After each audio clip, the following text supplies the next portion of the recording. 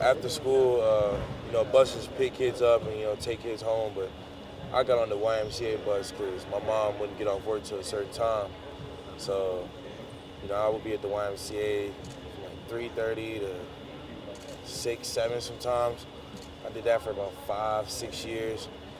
And then the summer camp aspect of it, that's how I fell in love with the game of basketball when I was 4, when I was 5, when I first met my stepfather. You're just in the gym from 9 to 5. It's not all physical activities, it's teaching, learning, learning how to do certain things, how to carry yourself as a man, a woman. So that's why me being here and why I'm doing all this, that's why it's special to me. The summer camp aspect of it, my stepfather, he's the reason I fell in love with the game of basketball. I learned more about off the court than basketball stuff at this camp, which is why I'm never going to forget those days. That's why I'm going to try to do the same thing here. What's it like, too, just to get back in Orleans now that COVID's kind of restrictions are lifting and you're able to get back in the community again?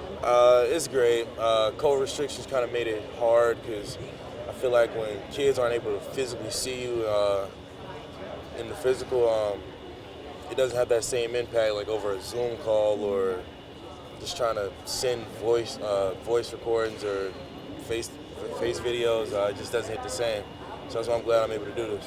And then a couple weeks ago, we saw like, hey, look, all the injury stuff is kind of behind you now. How good does that feel? Just like you're back 100%.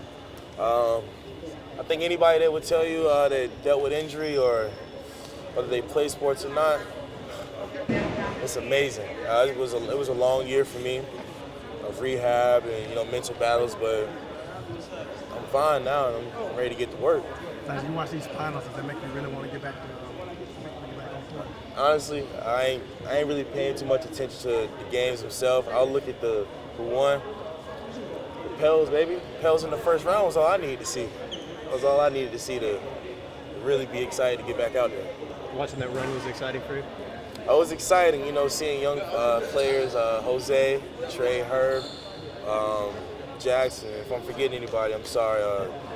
Just blossom into like players I knew they could be and that they knew they could be. And watching B.I., the name speak for itself. And then CJ being added, it was something to watch. It was something to watch, and the fans made it so much better. So what's the rest of the summer like for you? Just working out, getting myself ready for my teammates in the city, and finding like a week or two to have some time to myself. Now, does this like send a message that New Orleans is another message? People are still about that.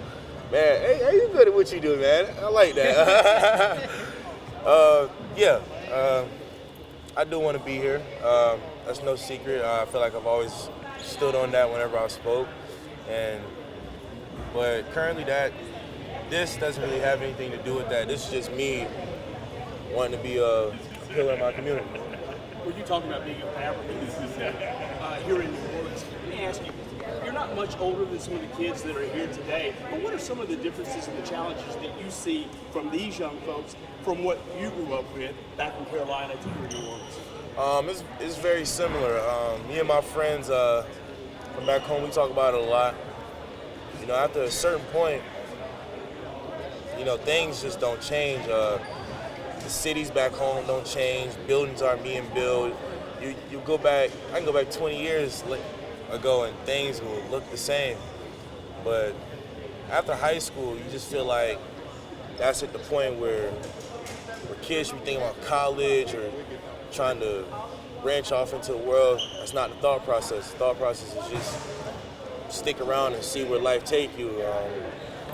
And I'm trying to help teach what was taught to me when I was younger. If you want to stay home, that's fine. That's your choice. But know that there are other options out there.